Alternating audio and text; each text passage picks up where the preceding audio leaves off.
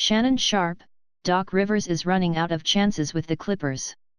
The Los Angeles Clippers lost on a buzzer beater at home in Game 1 of their playoff series against the Utah Jazz, and while LA is the favorite to even the series Tuesday after Jazz big man Rudy Gobert was knocked out with an injury, the pressure is once again on coach Doc Rivers.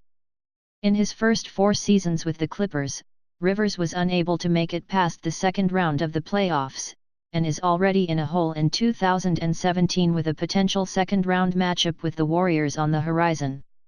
According to Shannon Sharpe, this might be the last chance for Rivers to prove to owner Steve Ballmer that he and the Clippers' nucleus of stars are worth the investment.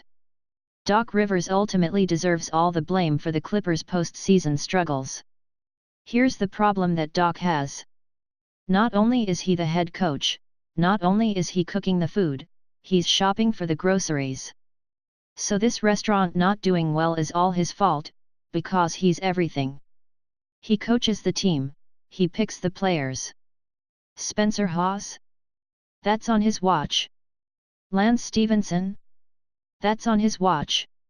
Josh Smith? That's on his watch. Now, this group has been together. Doc has been there 4 years. CP3 going on, what, I think the trade was 2011? CP3's been there 6 years. Blake has been there 7 years. DeAndre Jordan's been there 9.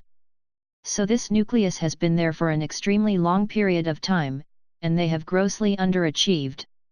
So what am I supposed to do with this, Skip? Doc Rivers is still living on his success in Boston. I think Doc, and it's happened before, Doc is not the only one.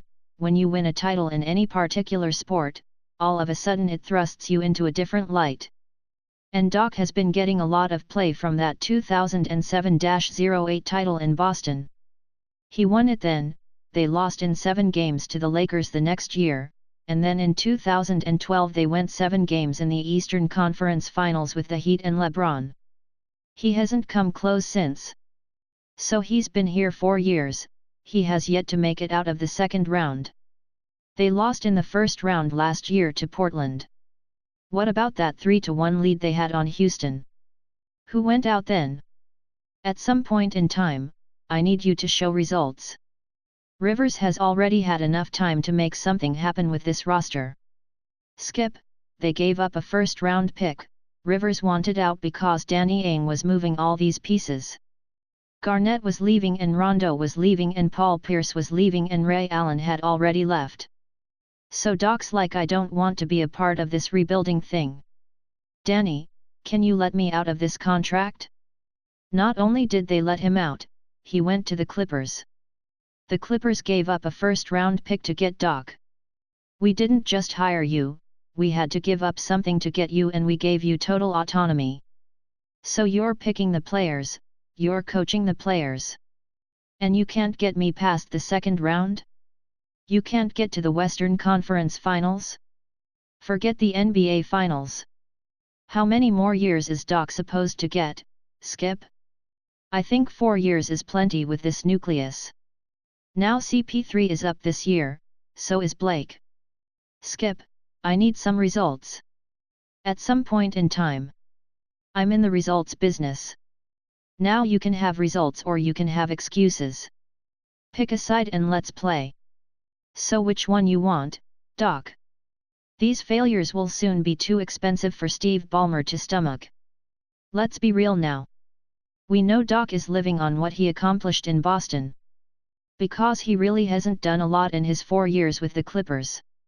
Steve Ballmer didn't pay $2 billion, which was unheard of.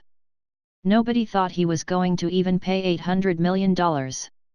He pays $2 billion. The Kings had just sold for like $500 million. He goes $1.5 billion better.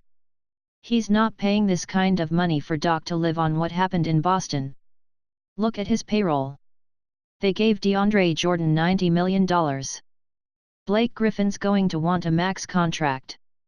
CP3 is going to want a max contract. JJ Redick's going to get close to a max. If I'm going to pay that kind of money in salary, you know, if you pay that kind of money in salary, You're going to be over the luxury tax. What am I paying extra for? I don't have a problem if I'm Dan Gilbert, because this is resulting in me going to finals. But going out in the first round? You want me to pay all these max contracts and the luxury tax?